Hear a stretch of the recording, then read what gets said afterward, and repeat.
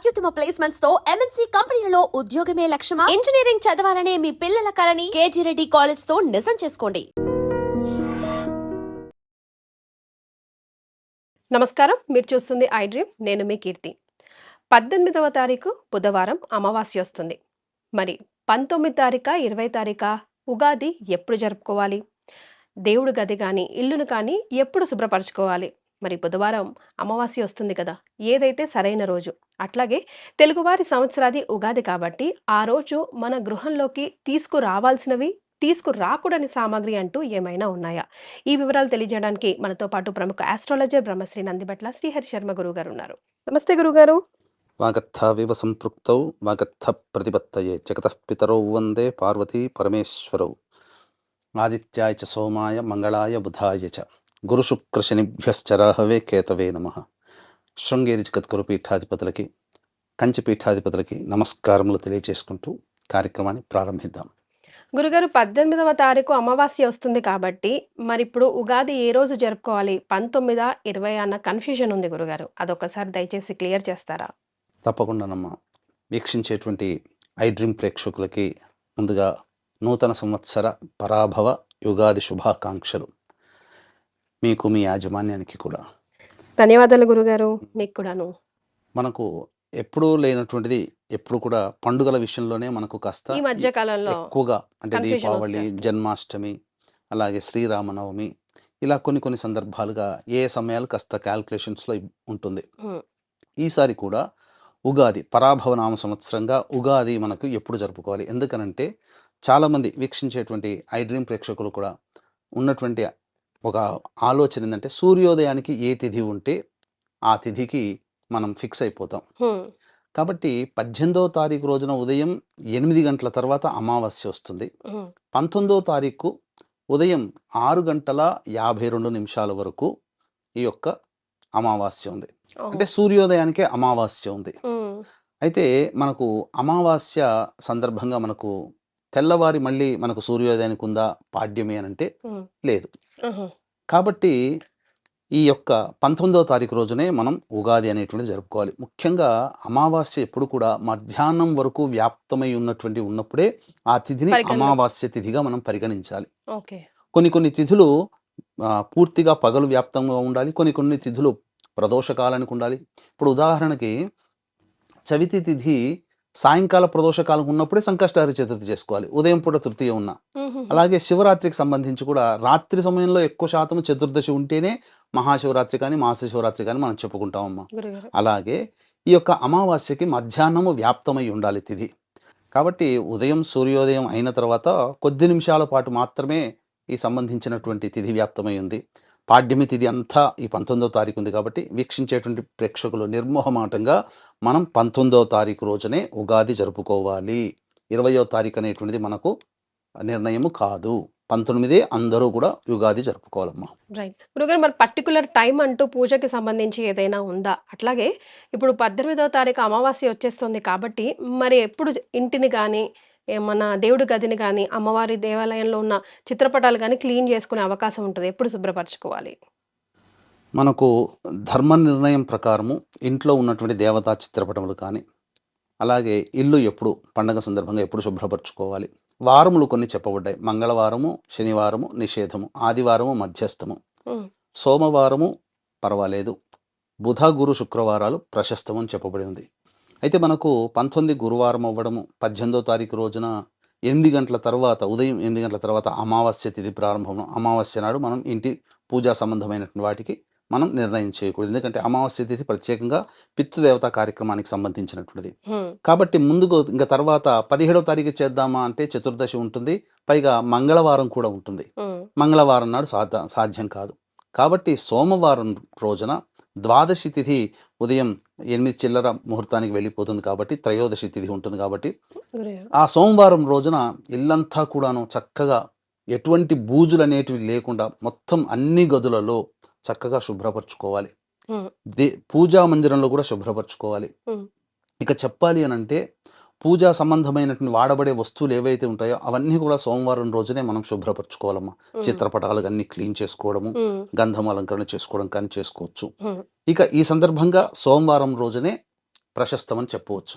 గురుగారు. ఇక ఇది కుదరని వాళ్ళు సోమవారం నాడు మేము మర్చిపోయాము, ఇది లేటుగా చూసాం వీడియో, అరే మంగళవారం నాడు చూసాం, హ్మ్. కానీ మాకు సోమవారం తెలిస్తే బాగుండేది చేసుకున్నాం కదా అని కూడా చాలామంది ఆలోచిస్తారు. అవునండి గురుగారు. అటువంటి వాళ్ళు ఏంటంటే ఉగాది రోజున ఉదయం 6:52 అయిపోతుంది కాబట్టి 6:52 7 గంటలకి ఆ విధంగా మళ్ళీ శుభ్రపరచుకోవచ్చు. 7 to 8 లోపల ఉన్నటువంటి అన్నీ కూడా శుభ్రపరచుకోవచ్చు. కానీ పూజా మందిరాన్ని శుభ్రపరచుకోవాలి అంటే ఖచ్చితంగా స్నానం ఆచరించి మాత్రమే పూజా మందిరాన్ని శుభ్రపరచుకోవాలి. హ్మ్. కొంతమంది తెలియకుండా కడిగేది కదా అని చెప్పేసి పొద్దున్నే లేచి కడిగేసేస్తుంటారు. ఆ విధంగా చేయకూడదు. 19వ తారీఖు రోజున శుభ్రపరచుకోవాలి పూజా సంబంధమైనటువంటి విషయాల్లోనంటే ఖచ్చితంగా 6:52 అంటే 7 గంటలకు వేసుకోండి. 7 గంటల తర్వాతనే పూజా మందిరం వస్తువుల్ని ముట్టుకొని స్నానం ఆచరించి శుభ్రపరచుకోవాలమ్మా. యెస్. గురుగారు, ఇంటిని కూడా, గృహాన్ని కూడా శుభ్రం పరచడానికి పర్టిక్యులర్‌గా మీరొక విధి విధానం చెప్తూ ఉంటారు. ఒకసారి ఐడ్రీమ్ ప్రేక్షకులకు కూడా గుర్తు చేయండి గురుగారు. తప్పకుండానంటే ఇంటిని శుభ్రపరచుకునే విధానం అనేటువంటిది ఏంటంటే మన ఇంట్లో ఉన్నటువంటి నెగెటివ్ ఎనర్జీ, ఆ నెగెటివ్ ఎనర్జీ అంతా కూడాను పూర్తిగా తొలగిపోయి పాజిటివ్ ఎనర్జీ రావడం కోసం. అంటే పాజిటివ్ ఎనర్జీ అంటే ఎలా వస్తుంది? నెగెటివ్ ఎనర్జీ పోతే దేవతాశక్తి మన ఇంట్లోకి ప్రవేశిస్తుంది. ఆ దేవతాశక్తి చాలా సున్నితమైందమ్మా దేవతాశక్తి. ఎత్ర శుచిః తత్ర దేవతాః. ఎక్కడ శుచి శుభ్రత ఉంటుందో అక్కడ దేవతలు మనం పిలవకున్నా ఆర్ద్రమైనటువంటి హృదయం ఒక్కసారి పిలిస్తే వస్తారు. గురుగారు. కాబట్టి ఇక్కడ ఈ యొక్క ఉగాది సందర్భంగా మనం ఇంటిని శుభ్రపరచుకునే విధానం అనేటువంటిది మనం ముందుగానే సోమవారం రోజున ఇల్లంతా శుభ్రపరచుకోవాలని చెప్పాం కదా. హ్మ్. ఇక ఉదయాన్నే లేచి కాలకృత్యాదులు 19వ తారీఖు లేచి కాలకృత్యాదులు అన్నీ తీర్చుకొని ఇంటికి మాత్రము శుభ్రపరచుకునే పూజా మందిరం శుభ్రపరచుకునే విధానాన్ని మనం చెప్పిన విధంగా చేసుకోవచ్చు. ఎలా అంటే ప్రధానంగా ఆ రోజున ఇల్లంతా కూడాను కడుక్కోవాలమ్మా హ్మ్. మంచిగా చక్కగా. హ్మ్. కడిగిన తర్వాత ఈ రోజుల్లో కొందరి ఇళ్లల్లో కడుక్కునే విధానం లేదు కదా గురుగారు, తుడుచుకోవడమేగా. ఇప్పుడున్నటువంటి విధానం తుడుచుకోవచ్చు. పూర్వకాలంలో అంటే అన్నీ ప్రతి గడప గడపకి రంధ్రాలు ఉండేటివి కాబట్టి ఆ మరి. విధంగా చేసుకునేవాళ్ళు. హ్మ్. కడుక్కొని తర్వాతనే చేసుకోవచ్చు. లేదా శుభ్రమైన కొత్త మంచి వస్తువుతో ఇల్లంతా కూడాను శుభ్రపరచుకోవాలి. ఫస్ట్ మంచినీటితో వేసుకొని. తదనంతరం మనం ఏదైతే మళ్ళీ రెండవసారి మాఫ్ అనేది పెడతాం కదా, హ్మ్. ఆ సమయంలో ఒక వస్త్రాన్ని తీసుకొని అందులో ముఖ్యంగా ఒక మంచి నీటిలో హ్మ్. ఆ నీటిలో పసుపు, గళ్ళ ఉప్పు, హ్మ్. అలాగే ఈ సంబంధించినటువంటి యాలకులు, హ్మ్. కుంకుమ పువ్వు, హ్మ్. పచ్చకర్పూరము ఇవన్నీ కూడాను వేసి గో అర్కము అంటే ఆవు పంచకం, అలాగే గంగా నీళ్ళు వీలైతే అవన్నీ వేసి చక్కగా కలియబెట్టి తదనంతరం ఇల్లంతా కూడా శుభ్రపరచుకోవాలి. బట్టతో మంచిగా పూర్తిగా శ్రమతోనైనా పర్వాలేదు చక్కగా చూసుకోవాలి. అలాగే పూజా మందిరం అంతా కూడా శుభ్రపరచుకోవాలి. గురుగారు. తదనంతరం ఏం చేయాలి? ఉగాది రోజున కూడా ఇదే నీటితో మనం శుభ్రపరచుకోవాలి. హ్మ్. ఇట్లాగే. తదనంతరం ఏందనంటే మనకు పూజా స్టోర్‌లో మైషాచి, హ్మ్. గుగ్గిలము, సాంబ్రాణి ఈ హ్మ్. 3 దొరుకుతాయమ్మ. హ్మ్. తలా 50 గ్రాములు తెచ్చుకున్న, తలా 20 గ్రాములు తెచ్చుకున్న అవన్నీ వేసి ఒకదాని తర్వాత ఒకటి లేదా అన్నీ కలిపైనా కానీ మనం ధూపం వేయవచ్చు. హ్మ్. ఈ ధూపం గనక వేస్తే ఏమవుతుందనంటే మొత్తం ఇంట్లో ఉన్నటువంటి నెగెటివ్ ఎనర్జీ అంతా పోతుంది. గురుగారు. అందుకనే మీరు గమనించుకుంటే అమ్మవారికి ఇష్టమైనటువంటి కొన్ని ప్రత్యేకమైనటువంటి చండీ హోమాలు కానీ విధి విధానాల్లో చేసేటప్పుడు ఈ 3 ఎక్కువగా అమ్మవారికి చండీ అధ్యాయంలో ఈ 12, 13 అధ్యాయాలు ఇది ఎక్కువగా వాడతారు. హ్మ్. ఇవి వేసినప్పుడు అమ్మవారు చాలా సంతృప్తి. హ్మ్. కాబట్టి ఇలా ఇల్లంతా కూడాను దేవతాశక్తి నిలయమవుతుంది. ప్రశాంతంగా. తద్వారా అప్పుడు మనం చేసుకునే పూజ కానీ అన్నీ కూడా మనకు ఉపయోగపడతాయి. ఈ లోపల ఉన్నటువంటి పూజా వస్తువులు మనకు దీపపు కుందులు కానీ, గంట, హారతిచ్చేది, దేవతా చిత్రపటాలని పెట్టేటువంటి దేవతా ప్రతిమలు పెట్టే ప్లేట్లు కానీ, ఇలా ఏవైనా కానీ అన్ని విధంగా ఆ విధంగా మనం శుభ్రపరచుకోవచ్చమ్మా. హ్మ్. గురుగారు, అంటే ఇటు ఇరు తెలుగు రాష్ట్రాల్లో అటు డిఫరెంట్‌గా చేస్తూ ఉంటారు. ఉగాది పచ్చడికి సంబంధించి గాని, విధి విధానంలో కూడా డిఫరెంట్‌గా ఉంటది. పర్టిక్యులర్‌గా ఉగాది రోజు మనం ఇది చేయాలి, ఇలా చేయాలి అంటే పంచాంగ శ్రవణం వింటూ ఉంటాం గదా గురుగారు. అట్లా కాకుండా ఏదైనా ఉందా? లేదంటే ఎవరి ఆచరణ ఎవరి ఫ్యామిలీ రిచువల్ వాళ్ళు ఫాలో అవ్వాలా? ఇక్కడ ఉగాది రోజున ఎటువంటి విధి విధానాలు పాటించాలో తెలియజేస్తానమ్మా. వీక్షించేటువంటి ప్రేక్షకులు కూడా గమనించాల్సినటువంటిది ఈ యొక్క సంబంధించినటువంటి చైత్ర పౌర్ణమి, అలాగే ఈ అన్ని అత్యంత శుభ ఫలితాలనిచ్చేటువంటి నక్షత్రాల్లో ఒకటైనటువంటి హస్తా నక్షత్రం. అటువంటి హస్తా నక్షత్రం ఉన్నటువంటి రోజున ఈ సంవత్సరం అంతా కూడా నవగ్రహాల యొక్క ఏ వ్యక్తికైనా నవగ్రహాల యొక్క అనుగ్రహం ఉంటేనే అన్ని రకాలుగా మంచి సౌభాగ్యము, అన్ని రకాలుగా కోరికలు నెరవేరుతాయి. రెజల్యూషన్స్ అన్నీ కూడా తీర్చుకోగలుగుతారు. కాబట్టి ఈ మంచి జరగాలన్నా, చెడు జరగాలన్నా, మంచి పెరిగి చెడు తగ్గాలన్నా నవగ్రహాల యొక్క అనుగ్రహం కావాలి. ఇట్టి నవగ్రహాల యొక్క అనుగ్రహం కోసం మన పీఠం ఆధ్వర్యంలో సాయంకాలం 6 గంటలకి సర్వదోష నివారణ పూజల హోమాలలో భాగంగా నవగ్రహ పాశుపత హోమం, ఆరోగ్యం కోసం మృత్యుంజయ హోమం, అలాగే సర్వకార్య జయసిద్ధికి సుదర్శన హోమము, అలాగే రుద్ర హోమము, మరియు ఉద్యోగ ప్రాప్తి, వివాహ ప్రాప్తి, దాంపత్య అనుకూలత, ఆర్థికాభివృద్ధి, వ్యాపారాభివృద్ధి కోసం లక్ష్మీ మూలమంత్ర సంపుటిత లక్ష్మీ సూక్త హోమాన్ని జరిపించి శక్తిపాతం చేసినటువంటి కరుంగలి మాల ఇవ్వడం జరుగుతుంది. అవకాశం ఉన్నటువంటి వాళ్ళు ఏప్రిల్ 1వ తారీఖు మధ్యాహ్నం 3 గంటల లోపల ఈ కార్యక్రమంలో మీ గోత్రనామాలు నమోదు చేసుకోవచ్చు. ఇక ఈ సంబంధించినటువంటి ఉగాది రోజున తప్పకుండా చేయాల్సినటువంటిది గురుగారు. మనిషి అన్నటువంటి వాడు, ఎందుకంటే సంవత్సరం ప్రారంభమవుతుంది. ఈ సంవత్సరం అంతా కూడా దేవతానుగ్రహం ప్రతి వ్యక్తికి కలగాలి. అట్లాగే మనం గనక చూసుకున్నట్లయితే గోచార రీత్యా గురువు ప్రతి రాశికి కూడాను యోగాన్ని ఇచ్చే సందర్భాలు ఉన్నాయి. కాబట్టి అదృష్టం అనేటువంటిది 12 రాశుల వారికి ఈ సంవత్సరం చాలా చక్కగానే ఉంటుంది. ఉమ్, కాబట్టి ఇక్కడ మనం చేయాల్సినటువంటిది పుణ్యం కొద్ది పురుషుడు, దానం కొద్ది బిడ్డ అంటారు కదమ్మా. అవునండి. మనము ఏ జన్మలలో మనం కష్టాలు పాపం చేశామో ఈ జన్మల్లో కష్టాలు పడుతున్నాం. మళ్ళీ ఈ జన్మల్లో కష్టాలు పడుతున్నప్పుడు భగవంతుడు చూస్తాడు. ఇక్కడ ఆ సంబంధించినటువంటి ఆ వ్యక్తి యొక్క పుణ్యరాశి ఏమన్నా ఉందా? పుణ్యరాశి ఉన్నప్పుడు ఆ కష్టాల యొక్క సాంద్రత తగ్గుతుంది, అంటే ఎక్కువ కష్టపడడం తగ్గుతుంది.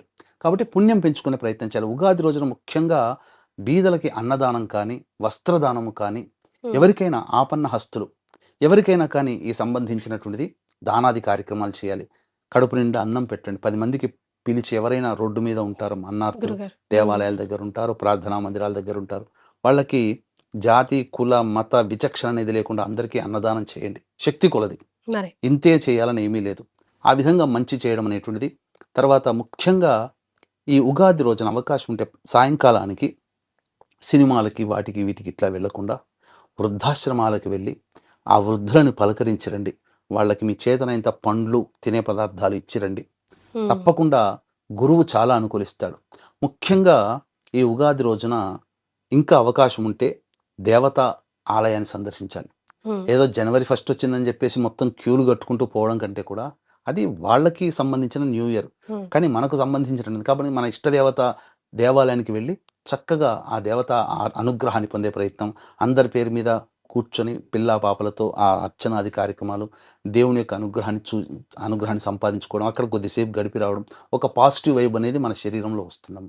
అదంతా కూడా ఎందుకనంటే ఆ ఉగాది మనకు వసంత ఋతువులో మొదటి రోజు కాబట్టి ఉమ్, ఆ దేవతానుగ్రహం ప్రతిదీ ఉంటుంది. ముఖ్యంగా ఈ ఉగాది రోజున అమ్మవారి దేవాలయానికి, లలిత కానీ, దుర్గా కానీ, రాజేశ్వరి అమ్మవారి కానీ ఖచ్చితంగా వెళ్ళి రావాలి. లేదా లక్ష్మీ అమ్మవారి దేవాలయానికైనా, ఏ దేవాలయానికైనా అమ్మవారి దేవాలయానికి వెళ్ళి రావాలమ్మా. మరి ఎందుకంటే లలిత నవరాత్రులు ప్రారంభమవుతాయి. లలిత అంటే ఎవరే లేరు, మహాకాళి, మహాలక్ష్మి, మహాసరస్వతి, ముగ్గురమ్మల స్వరూపం. కాబట్టి ఆ యొక్క అమ్మవారి దేవాలయానికి వెళితే లలితా నవరాత్రులు ప్రారంభమవుతాయి. కాబట్టి మొట్టమొదటిగా అమ్మవారి అనుగ్రహం పొందామంటే ఇక మనకి ఈ సంవత్సరంలో సాధించదంటూ ఏది లేదమ్మా. రైట్.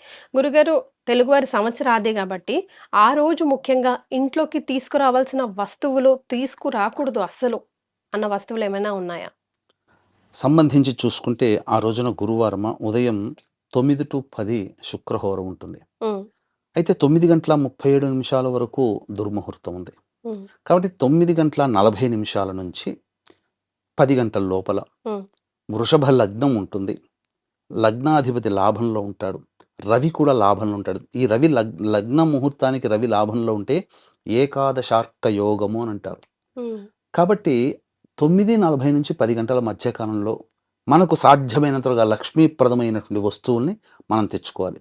లక్ష్మీప్రదమైనటువంటి వస్తువుల్లో మొట్టమొదటిది అందరికీ ఆడవాళ్ళకి తెలిసిందే ఉప్పు, ఉప్పు, ఉమ్, తర్వాత కల్లుప్పు. చీపురు కట్ట, ఉమ్, గళ్ళుప్పు, చీపురు కట్ట, అలాగే దక్షిణావృత శంఖము, ఉమ్, దేవతా చిత్రపటం ఏదైనా కొనుక్కరావచ్చు ఆ సమయంలో. ఉమ్, ఎందుకనంటే శుక్రహోర ఉంటుంది.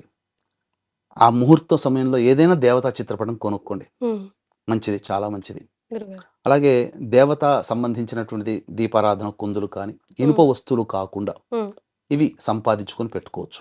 ఉమ్, ఆ సంబంధించినటువంటి వస్తువులన్నీ తెచ్చుకొని మనం వాడడం కనుక మొదలుపెట్టిన పసుపు ముఖ్యంగా తీసుకోవాలి. ఓ, తర్వాత గల్లుప్పు, పసుపు. తర్వాత 11:24 వరకు కూడాను మనకేంటనంటే దుర్ముహూర్తం ఉంది ఉమ్, ఈ సంబంధించినటువంటిది.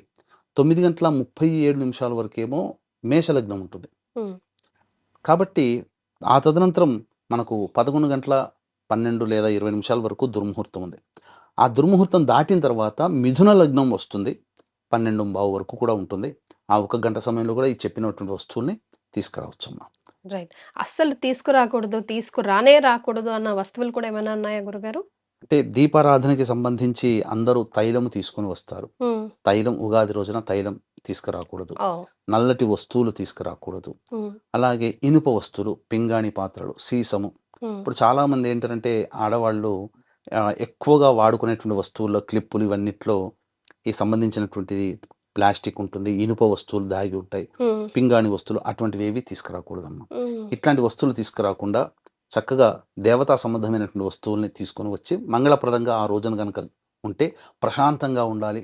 ఆ రోజు ఎంత వీలైతే కుటుంబ సభ్యులతో మమేకమై చక్కగా ఖచ్చితంగా మీరు సంబంధించినటువంటిది ఏకాదశార్క యోగం ఉన్నటువంటి సమయములో ఉగాది పచ్చడి అనేటువంటిది భుజిస్తే హ్మ్. అది దేవతా నవగ్రహాల యొక్క అనుగ్రహం ఆ సమయంలో. అందుకనే ఉగాది రోజున ఎందుకు షడ్రుచులని మనం భుజించాలి. హ్మ్. ఈ షడ్రుచుల వల్ల ఏమవుతుంది? మన దేహము, మన సైన్స్ దాగి ఉన్నటువంటిది ఏంటంటేనమ్మా, వాత, పిత్త, కఫ దోషాలు. మనకు అనేక రోగాలు మనం కరెక్ట్‌గా ఈ 6 రుచుల్ని తీసుకోలేకపోవడం వల్లనే. ఏదైనా ఒక రుచిని ఇష్టపడ్డామనుకోండి, ఏమవుతుంది? మొత్తము తీపిని బాగా ఇష్టపడితే షుగరొస్తది. హ్మ్. కారాన్ని బాగా ఇష్టపడితే మొత్తం బీపీ. బీపీ అవన్నీ పెరుగుతాయి. నరాల వ్యవస్థ దెబ్బతింటుంది. అందుకని షడ్రుచుల్ని తింటే ఆరోగ్యంగా ఉంటాం. అందుకనే ఉగాది రోజున షడ్రుచుల సేవనం. హ్మ్. కుసుమనింబ భక్షణం అని చెప్పేసేసని పెట్టినటువంటి కారణం అది. కాబట్టి ఆ విధంగా మనం ఆ యొక్క 9:40 నుంచి 10 గంటల లోపల గనక ఉదయం. అంటే ఉదయం వీలైతేనే హ్మ్. ఇదే నియమంగా మనం చెప్పినట్టు ఆ సమయానికే స్నానం చేయండి అని అంటే 40 మందిని కోల్పోయాం. మరి. అలా కాకుండా మనకు అవకాశం ఉంటే ఉదయం లోపల మనం 7 గంటల నుంచి మనం ప్రయత్నం చేస్తే ఇంట్లో ఉగాది పచ్చడి మనం ప్రిపేర్ చేసుకోవచ్చు. హ్మ్. దేవతా పూజ ఇంట్లో అంతా చేసుకొని చక్కగా ఆ సమయంలో 9:40 నుంచి 10 గంటల మధ్య కాలంలో శుక్రహోర ఉంటుంది. లగ్నానికి అష్టమ శుద్ధి ఉంటుంది. స్థిర లగ్నము. హుహు. ఆ దేవదేవుణ్ణి స్మరించుకుంటూ ఆరోగ్యంగా ఉండాలని చెప్పి అందరూ గనక ఆ సమయంలో గనక తీసుకుంటే చాలా మంచిది. లేకపోతే 11:15 నుంచి 12 లోపల లగ్నంలో గురువు ఉంటాడు. అష్టమ శుద్ధి ఉంటుంది.